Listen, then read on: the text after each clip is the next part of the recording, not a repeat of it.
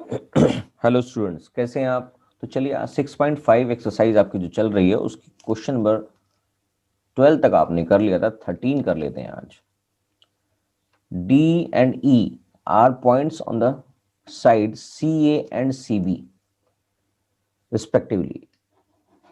जो इसकी फिगर बना लेते हैं। ए बी सी एक ट्राइंगल है, डी और ई उसके दो साइड्स पे, बी सी और ए सी साइड्स पे डी और ई दो पॉइंट्स अवेलेबल हैं क्वेश्चन के हिसाब से।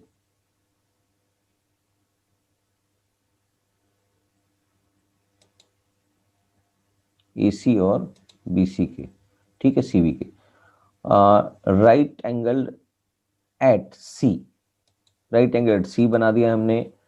Prove that A square plus में B D square equals to A B square plus D square. अगर ये सारी चीजें प्रूव करनी है तो हमें इन सब को ज्वाइन करना पड़ेगा, और ये राइट एंगल एट सी है। तो इसकी फिगर इस तरह से बनेगी। फिगर अगर बन गई है तो बस आपको ट्राइंगल्स उठाने हैं, राइट एंगल ट्राइंगल्स, और उसके बेसिस पर ही सारा का सारा क्वेश्चन प्रूव हो जाएगा। तो question number 13, in triangle ACE,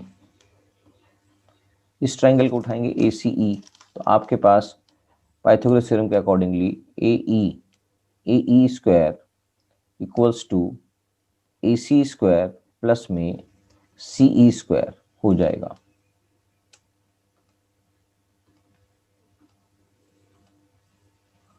right.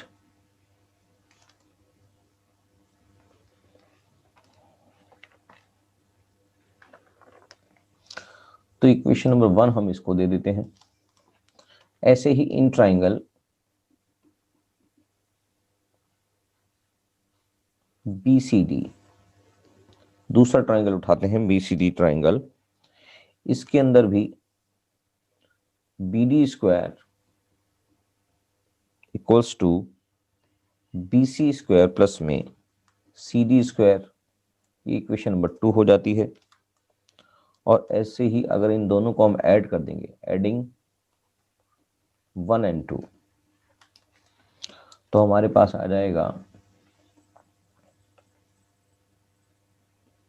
AE square plus में BD square equals to AC square plus में CE स्क्वायर प्लस में BC स्क्वायर प्लस में CD स्क्वायर। राइट। तो इक्वेशन नंबर 3 इसको हम लिख देते हैं। ऐसे ही in triangle CDE, triangle CDE देखेंगे, CDE छोटा वाला ट्राइंगल, इसमें भी पाइथागोरस थ्योरम यूज करेंगे। हम यहां लिख देते हैं यूजिंग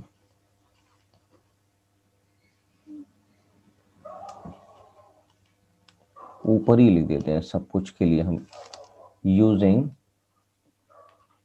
पाइथागोरस थ्योरम।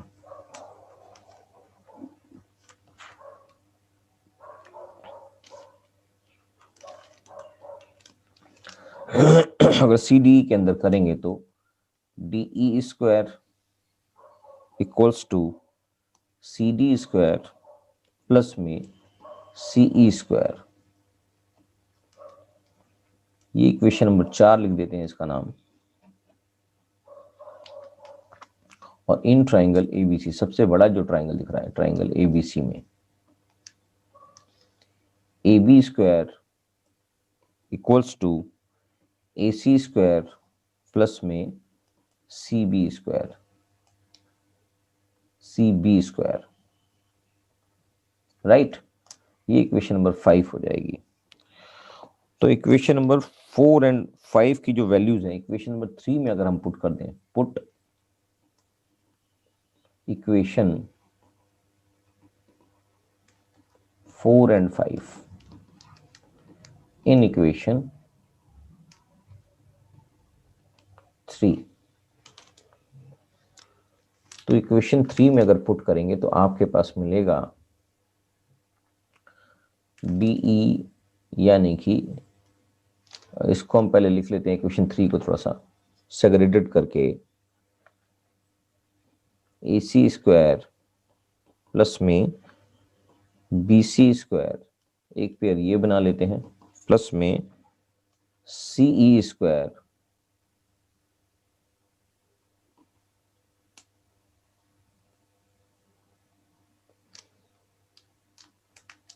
प्लस में CD स्क्वायर।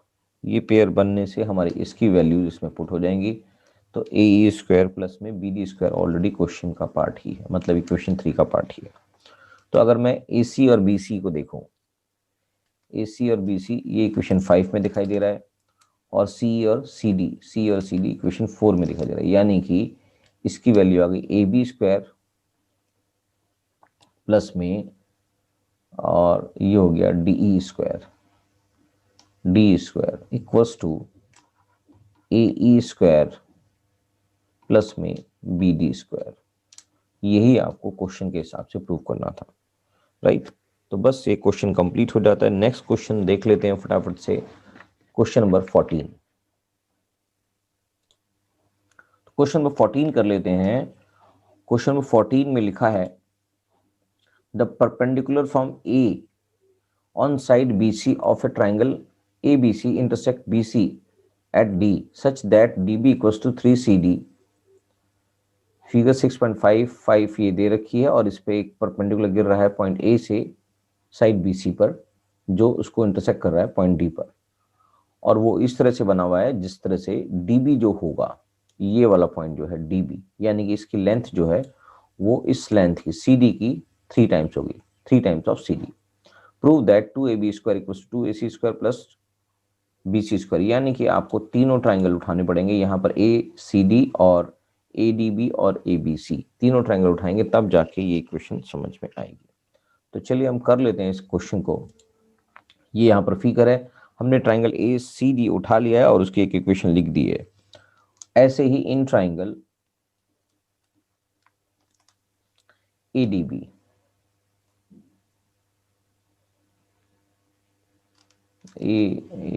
चलो ADB लिख देते हैं, एक ही बात है। तो AB square equals to AD square plus में DB square. It implies that AD square equals to AB square minus DB square, right? Equation 2 और 1 को देखेंगे तो दोनों का AD स्क्वायर आ रहा है, तो इसका मतलब दोनों को हम इक्वेट कर सकते हैं। तो from 1 and 2 AC square minus CD square equals to AB square minus DB square. ये इक्वेशन नंबर 3 बन जाएगी। और आपके पास गिवन जो है, क्वेश्चन में गिवन है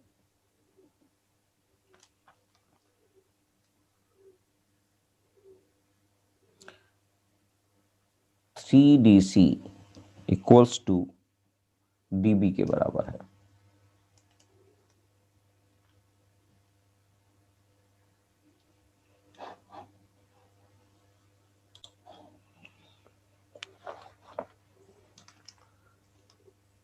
DB के बराबर है, और इसका मतलब DC equals to 1/3 of DB हो जाएगा। इस इक्वेशन को यहां भी समझते हैं कि अगर ये C है और ये D है और ये B है,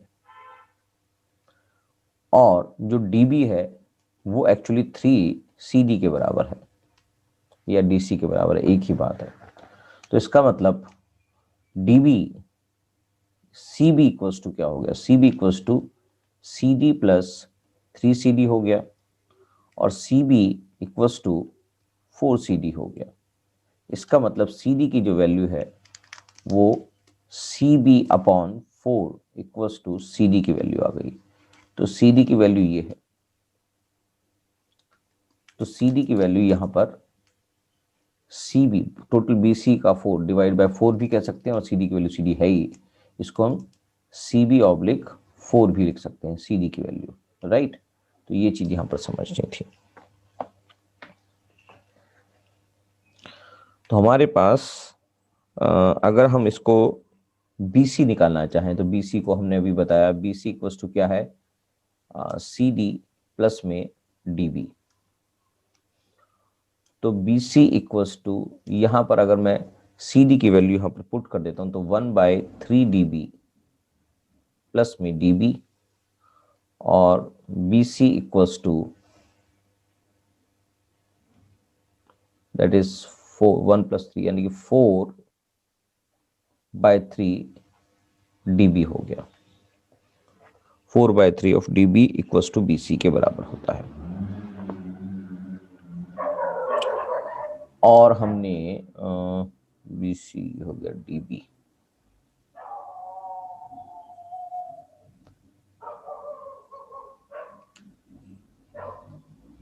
फाइनली इससे हम DB की वैल्यू भी निकाल लेंगे, यानी कि 3 BC अपॉन में 4 इक्वल्स टू DB, करेक्ट। और CD की वैल्यू हमने ये निकाल ली है, यानी कि यहां पर अगर मैं इसको, ये CD की वैल्यू आ गई और ये DB की वैल्यू आ गई, दो वैल्यूज हमारे पास है। CD और DB की वैल्यू हमने अलग अलग निकाल ली है। CD और DB की वैल्यू हमने इसमें पुट करने के लिए निकाली है, इसमें आप इसको पुट कर देंगे, पुट। हमारे पास दो वैल्यूज आ गई हैं, ये दोनों वैल्यूज हैं, ये और ये। The above values in equation 3। तो हमारे पास इक्वेशन 3 जो है,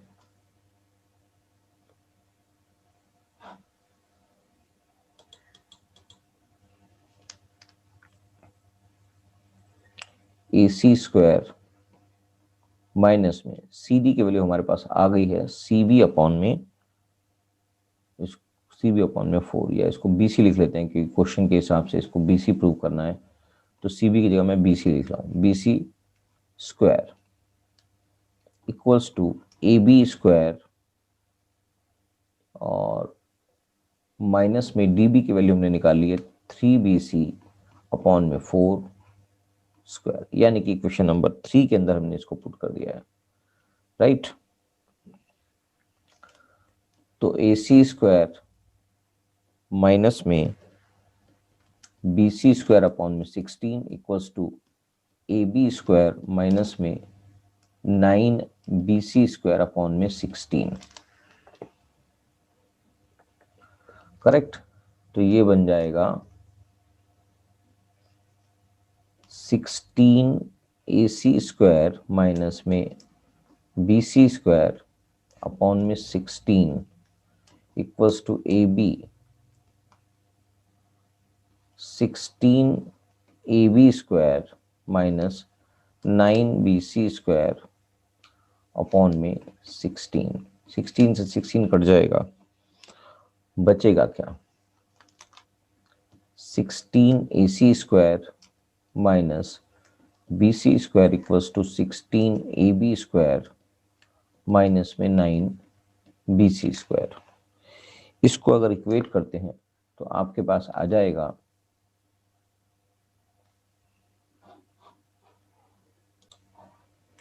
इसको फर्दर सॉल्व करेंगे तो 16AC² minus 16AB² equals to minus 9BC² plus BC²।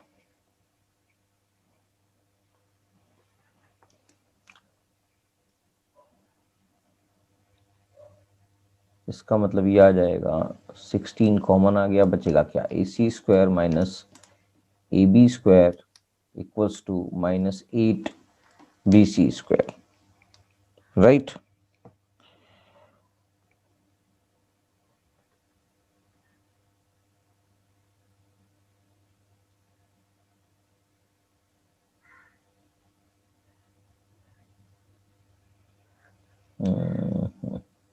ठीक है,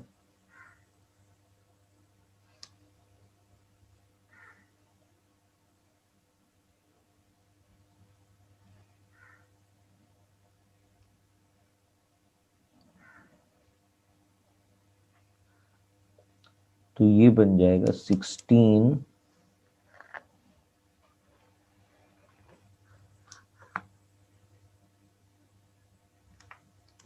उधर ले जाते हैं तो इसका मतलब ये बचेगा AC square minus AB square equals to -8/16 BC square. ये कट जाएगा तो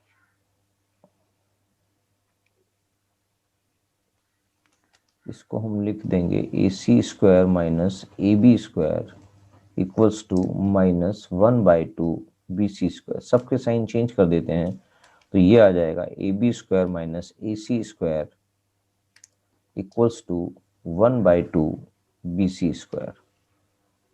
और फाइनली इसको क्रॉस मल्टीप्लिकेशन कर देंगे तो ये आएगा 2AB square minus 2AC square equals to BC square. और जो हमें प्रूव करना है उसको उधर ले जाते हैं तो 2AB square equals to BC square plus में 2AC स्क्वायर। यही हमको प्रूव करना था, 2AB square AC square plus में BC स्क्वायर। करेक्ट। तो हेंस प्रूव्ड। ये हमने इस क्वेश्चन में प्रूव कर दिया। क्वेश्चन थोड़ा सा ट्रिकी है, कुछ कुछ यहाँ पर समझना पड़ेगा आपको, उसके बेसिस पर ही क्वेश्चन आगे चल पाएगा। तो ये 2-3 चीजें हैं। तो ये अपने आप में एक वेरी इंपॉर्टेंट क्वेश्चन हो जाता है। देखने में सिंपल जरूर लगता है, कुछ क्वेश्चंस देखने में सिंपल लगते हैं तो, but this is very important. तो ये क्वेश्चन अच्छे से दोबारा कर लेंगे, इंपॉर्टेंट क्वेश्चन है। करेक्ट, स्टार मार्क मैंने लगा दिया है, वेरी इंपॉर्टेंट क्वेश्चन है। तो ये क्वेश्चन 2 बार करेंगे जिससे आपको क्लियरिटी आएगी कि किस तरह से ये क्वेश्चन किया जाएगा। क्वेश्चन नंबर 15, 16 और 17 बचे हैं, इनको भी हम कर देते हैं। Question number 15, this is very very important question है। तो ये क्वेश्चन नंबर 14 जैसा ही, मगर ये क्वेश्चन उससे ज्यादा इंपॉर्टेंट है। In an equilateral triangle ABC, D is a point on side BC such that BD equals to 1/3 of BC। पूरी लाइन का 1/3 है BD। Prove that 9AD square equals to 7AB square. इस तरह का question paper में आएगा। तो चलिए इस क्वेश्चन को कर लेते हैं।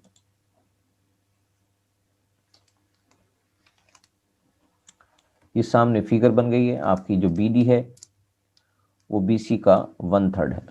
ठीक है जी, BD की वैल्यू BC का 1/3 है। तो let side of an equilateral triangle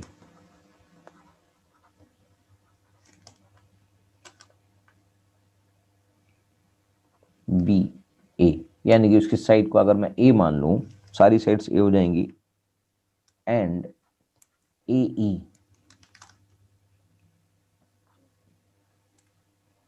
be the altitude of triangle ABC।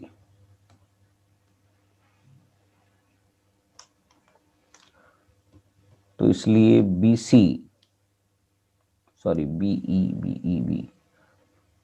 Equilateral triangle है तो BE हमें, जो ये दोनों पॉइंट हैं इस पे एल्टीट्यूड गिर रहा है जो, इसका मतलब ये इसका मीडियन हो गया, और BE इक्वल्स टू CE के बराबर हो जाएगा, EC के बराबर हो जाएगा। और BE जो है वो हाफ कंप्लीट साइड जो है वो BC के बराबर भी हो जाएगा। राइट, ये बातें समझने की हैं, इस बात के बेसिस पर ही ये समझ में आएगा। क्योंकि साइड हमने A मानी है तो ये A/2 भी हम इसको लिख सकते हैं। क्वेश्चन के हिसाब से अगर हम एल्टीट्यूड AE को निकाल लें तो पाइथागोरस थ्योरम यूज करेंगे तो altitude AE square equals to AB square, यानी कि हाइपोटेन्यूज जो होता है वो उसका AB का स्क्वायर, यानी कि ये साइड माइनस में BE। ठीक है, तो AE square equals to AB की वैल्यू A ही है, सबकी वैल्यू को, इक्विलेटरल ट्राइंगल है तो मैंने इसको बता दिया था आपको कि इनकी वैल्यू मैं, इसकी साइड की जो मेजरमेंट है वो मैं a मान रहा हूं। तो ए स्क्वायर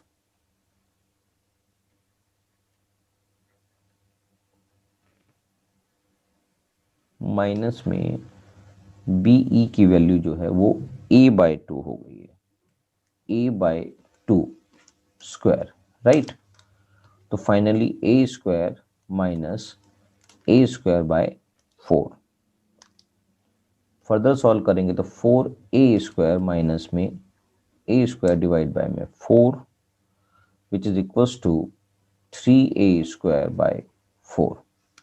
ये आ रही है ए ई की वैल्यू। तो ए ई स्क्वायर की वैल्यू ये थी, तो ए ई की वैल्यू जो हो जाएगी वो आ जाएगा √3/4 ए स्क्वायर की। अगर फर्दर सॉल्व करेंगे तो इसको आएगा √3/2 ए, करेक्ट। तो ए ई की वैल्यू हमारे पास आ गई। ए ई स्क्वायर नहीं है, ये ए ई है।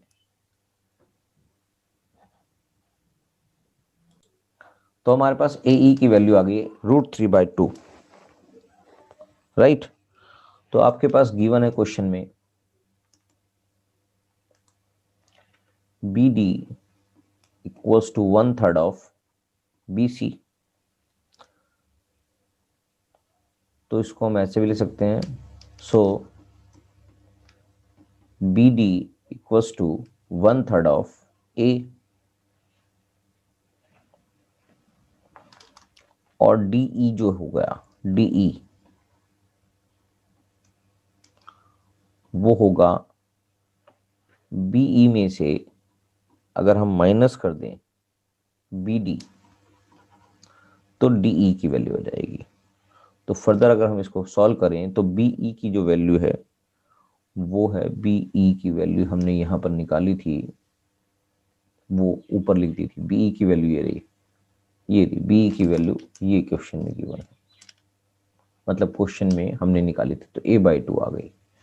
तो बी ई की वैल्यू आ गई a/2, और बी डी की वैल्यू अभी अभी हमने निकाली है माइनस में a/3, करेक्ट। तो इसकी वैल्यू आ गई 6 कॉमन ले लेंगे तो 3a minus 2a which is a/6, correct.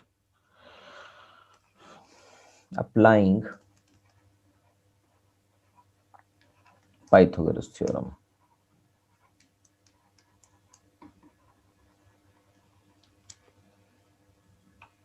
In triangle ADE, ADE, ये जो ट्राइंगल दिख रहा है बीच में, उसके ऊपर अगर पाइथागोरस थ्योरम लगाएंगे तो आ जाएगा AD square equals to AE square plus में DE स्क्वायर। तो AE की वैल्यू इसमें पुट कर देंगे, अभी हमने निकाली थी उसकी, √3/2 A होल स्क्वायर प्लस में DE की वैल्यू अभी हमने ड्राइव की a/6 स्क्वायर। इसको सॉल्व करेंगे तो ये आ जाता है 3/4 A स्क्वायर प्लस में A square divide bye 36, right. LCM ले लेंगे इसको, 36 एलसीएम आएगा 9 9 27 A स्क्वायर प्लस में A स्क्वायर। फर्दर सॉल्व करेंगे तो ये आ जाएगा 28/36 A स्क्वायर, राइट। इसको काट देंगे 4 7 जा और 4 9 जा, that is 7/9 A square, 7/9 A square इसकी वैल्यू हो जाएगी। तो AD की वैल्यू ही चल रही है, तो AD square equals to 7/9 A square हमने ड्राइव कर लिए। तो 9AD, इसको क्रॉस मल्टीप्लिकेशन करेंगे, इक्वेट कर देंगे, तो AD square equals to 7A square, right. और A कोई भी साइड की वैल्यू है, क्योंकि AB की वैल्यू भी हमने A ही मानी है, तो बाकी साइड की वैल्यू भी A, सारी सबकी साइड की वैल्यू है। तो 9 AD square equals to 7 A B square, यही आपको प्रूव करना था। ऐसा क्यों है? क्योंकि ए बी भी ए के ही बराबर है, hence proved. Very important question है, वेरी वेरी इंपॉर्टेंट क्वेश्चन है, तो ये आप याद से कर लेंगे अच्छे से, ये क्वेश्चन पेपर में आ सकता है। 15 number, 16 number, 15 number, 40 number, both are important, very important. तो चलिए क्वेश्चन में 16 और 17 भी कर लेते हैं। क्वेश्चन में 16 कहता है in an equilateral triangle prove that 3 times the square of one side, 3 times the square of one side is equal to 4 times the square of one of its altitude. तो क्वेश्चन बढ़िया है, इससे आपको समझ में ही नहीं आ रहा है कि किस साइड की स्क्वायर की बात कर रहे हैं, क्या नहीं कर रहे हैं। तो पहले क्वेश्चन को समझ लेते हैं कि क्या वो बात कर रहा है।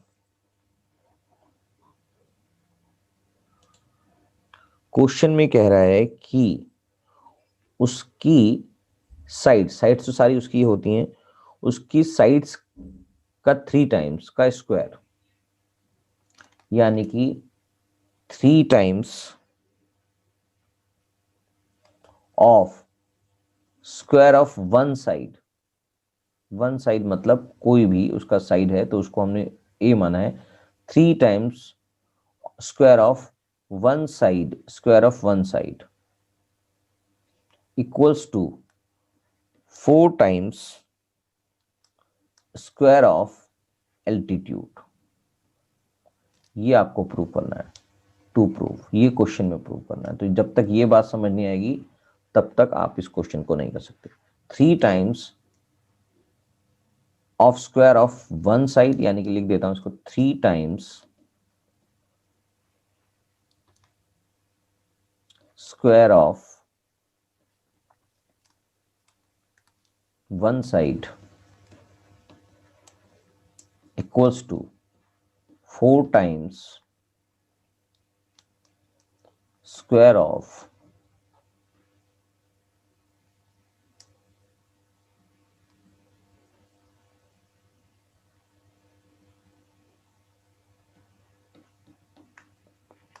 एल्टीट्यूड।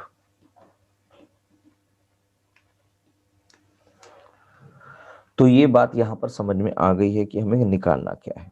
तो हमने एल्टीट्यूड ए ई मान लिया है और इनकी सारी साइड्स को ए मान लिया है, ठीक है। ये सारी साइड्स ए के बराबर है जैसे हमने पिछले क्वेश्चन में माना था। तो यहां पर जो बी ई है और ई सी जो है उस पे ये परपेंडिकुलर गिर रहा है क्योंकि ये इक्विलेटरल ट्रायंगल है। तो ये बी सी के हाफ के बराबर होगा, यानी कि a/2 के बराबर होगा। तो by applying Pythagoras theorem,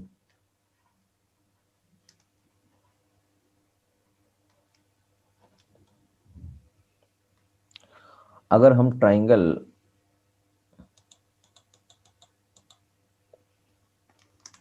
A B ई ले लेते हैं,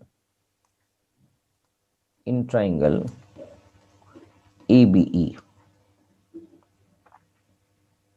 तो A B square equals to B E square plus में ए ई स्क्वायर, राइट। तो A square equals to B E की जो वैल्यू है a/2 स्क्वायर प्लस में ए ई की वैल्यू ए ई ही है यहाँ पर क्वेश्चन में। फाइनली इसको सॉल्व करेंगे तो A square equals to A square by 4 plus में ए ई स्क्वायर, यानी कि A square minus A square minus 4 divide by 4 equals to A E square. तो ये 4a square minus A square upon में 4 equals to A E square. इसका मतलब finally solve करेंगे तो 3a स्क्वायर अपॉन में 4 equals to A E square और 3a square equals to 4a E square. यही आपको प्रूव करना था, हेंस प्रूव्ड। ठीक है, 3a स्क्वायर ये जो हमने बताया था ये आपको प्रूव करना है। 3a square equals to 4 times of ae square, ये हमने प्रूव कर दिया।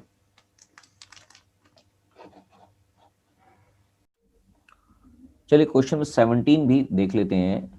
Take the correct answers and justify in triangle ABC, AB equals to 6√3 centimetre, AC equals to 12 centimetre and BC equals to 6 centimetre, the angle B is.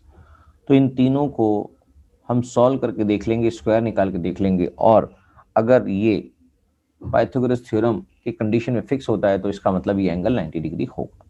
तो चलिए इसको निकाल लेते हैं फटाफट से। AB, क्वेश्चन में AB की वैल्यू दे रखी है 12, तो AB स्क्वायर कितना हुआ AB की वैल्यू दे रखी है 6√3 स्क्वायर, यानी कि इसकी वैल्यू होगी 108। और क्वेश्चन में AC स्क्वायर, AC की वैल्यू दे रखी है 12, AC स्क्वायर की वैल्यू हो गई 144, और BC की वैल्यू क्वेश्चन में दे रखी है 36। तो BC स्क्वायर की वैल्यू, क्वेश्चन BC की वैल्यू दे रखी है 6, तो BC स्क्वायर की वैल्यू हो गई 36, राइट। BC स्क्वायर की वैल्यू, BC की वैल्यू 6 दे रखी है, इसलिए BC स्क्वायर की वैल्यू 36 हो गई। तो हमारे पास BC, AC और AB तीनों के स्क्वायर की वैल्यूज आ गई। अगर हम इसको ऑब्जर्व करें तो हमारे पास ये दिखाई दे रहा है, जो सबसे बड़ी फिगर है 144, तो 144 इक्वल्स टू 108 प्लस में 36। क्या ये प्रूफ हो रहा है? यस। तो इसका मतलब AC square equals to AB square plus में BC स्क्वायर, ये प्रूव हो जाता है। So it satisfy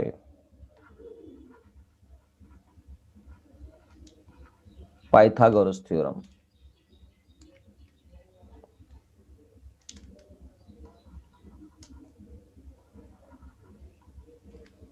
so angle B equals to 90 degree.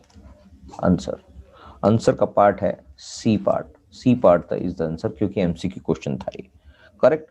तो बस इस तरह का क्वेश्चन भी अब इस साल के पैटर्न में है ही, आपको पता है एमसीक्यू क्वेश्चन, तो इस तरह के क्वेश्चन आपको नॉर्मल तरीके से आना चाहिए, ठीक है। तो बस ये वाला चैप्टर भी हमारा कंप्लीट हो गया इस एक्सरसाइज के साथ। तो अगला चैप्टर हम करेंगे अगली क्लास में। तो चलिए इसको कंप्लीट कर लीजिए चैप्टर को दोबारा से, क्योंकि काफ़ी बड़ा चैप्टर था, तो आपको रिवाइज करने में थोड़ा सा टाइम चाहिए, तो पूरा एक दिन लगाकर इस चैप्टर को कंप्लीट करें। Thank you.